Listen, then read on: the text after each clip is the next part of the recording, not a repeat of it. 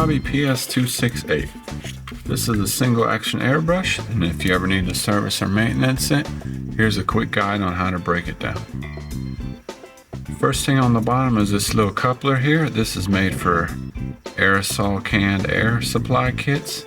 So if you don't use those, just remove that. And the bottom of these are just a 1/8 standard air fitting. If you ever have to service the air valve, just get you a maintenance tool so you can put it right here on the prongs of that little hold down ring. Give it a little twist and the components will fall right out, it looks like. Try to keep those together. If you don't have a raised air bed cleaning mat, a terry cloth works well so nothing rolls away on you. So now you can just pull that out. Plunger, spring, and that hold down ring. If you do need to remove the air shaft, just give it a little turn with some anti-marring pliers to not damage the finish, or some kind of slip grip pliers, and that'll pop right off. Next thing I'll remove is the back handle there. It's just held on in place with a little, well, the needle's held on in place with a little Allen wrench screw right here on the side. I'm just going to set that here for now. This is good enough. And the trigger itself. The cup is also removable. They do come with a lid and a cup. I guess I'll take off the front end now, which just consists of a protective round cover, and the air cap itself will expose the nozzle. Now if you do have to remove this nozzle, just be very careful. Just take your wrench, set it on top of that nozzle and turn it till you feel it catch that flat part, and then you can take off the rest of it. Be very careful in doing this. Now, there's one little part inside the body, and that would be your packing screw. If you ever have paint back on your finger, that's most likely the reason for that.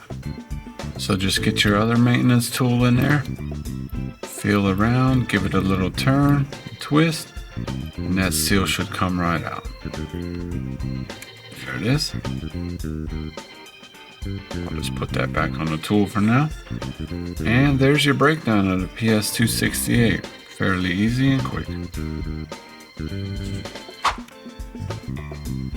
So reassembly for the single action is fairly easy as well. Just a little bit reverse order of how you had it.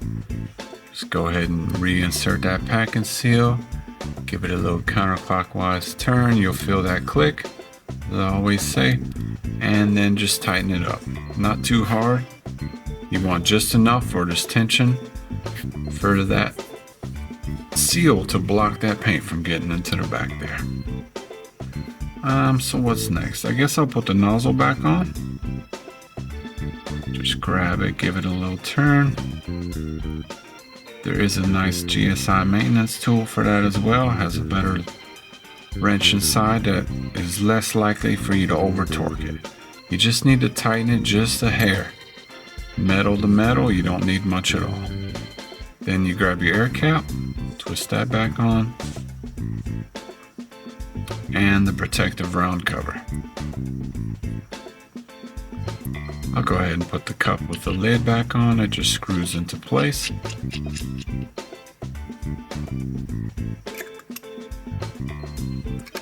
It's probably a good time to put the air valve back together. So I'll take the plunger, put it back inside the shaft with the O-ring side facing upwards. Give it a little push there. Then I'll put the spring on over that shaft.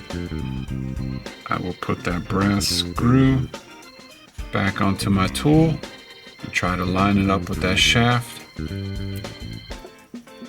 Little counterclockwise spin till I feel that click,